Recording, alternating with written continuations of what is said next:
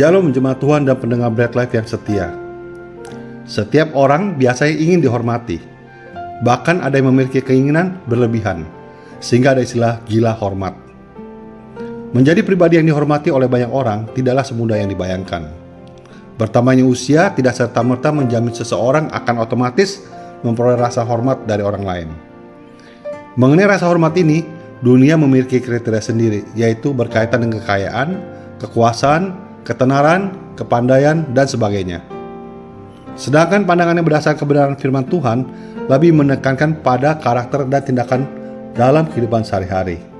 Paulus dalam nasihatnya kepada jemaat Tesalonika dalam 1 Tesalonika 5 ayat 12 berkata, "Kami meminta kepadamu, saudara-saudara, supaya kamu menghormati mereka yang bekerja keras di antara kamu, yang memimpin kamu dalam Tuhan dan yang menegur kamu." Kita percaya bahwa nasihat Rasul Paulus tidak hanya ditujukan kepada jemaat di Tesalonika, tapi juga mengingatkan kita semua dimanapun berada. Menghormati orang-orang yang bekerja keras di antara kita, menghormati orang-orang yang memimpin kita dalam nama Tuhan, menghormati orang-orang yang menegur kita. Kita menghormati mereka yang membanting tulang untuk keluarga. Kita menghormati mereka yang telah mengabdi tanpa lelah bagi bangsa dan negara. Dan memang sewajarnya pula kita kurang menghormati orang-orang yang malas, tidak disiplin, bekerja asal-asalan, atau sekedar mencari pujian yang sia-sia. Kita juga percaya firman Tuhan ini diberikan Rasul Paulus tidak hanya dalam ruang lingkup gereja atau pelayanan, tetapi dapat diimplementasikan dalam kehidupan kita sehari-hari. Pertama, menghormati orang-orang yang bekerja keras di antara kita.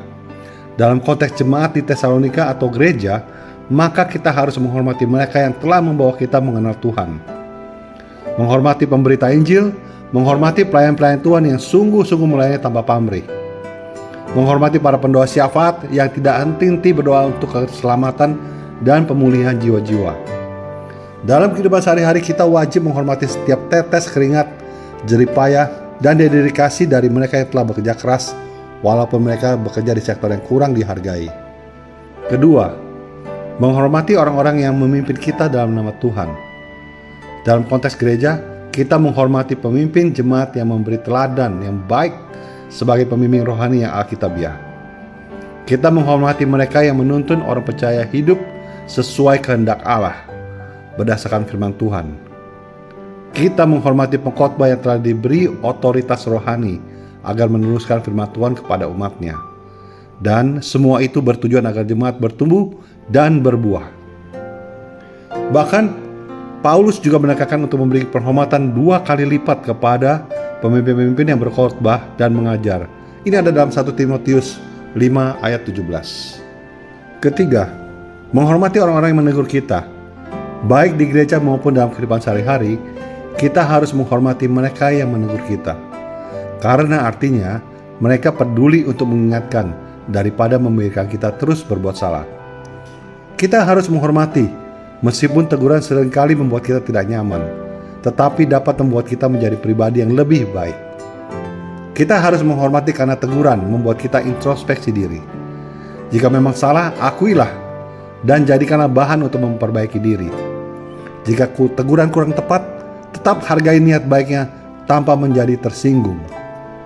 Jemaat Tuhan dan pendengar Bread Life yang setia, rasa hormat adalah hasil dari kualitas diri yang baik, yang dibentuk melalui sikap dan tindakan dalam kehidupan sehari-hari. Ketika kita menghormati seorang berarti kita mendukungnya dengan kasih. Dan kita dapat bersukacita senantiasa, tetap berdoa, dan mengucap syukur dalam segala hal. Ini ada dalam 1 Tesalonika 16-18. Salam sehat rohani dan jasmani. Tuhan Yesus memberkati. Amin. Merdeka!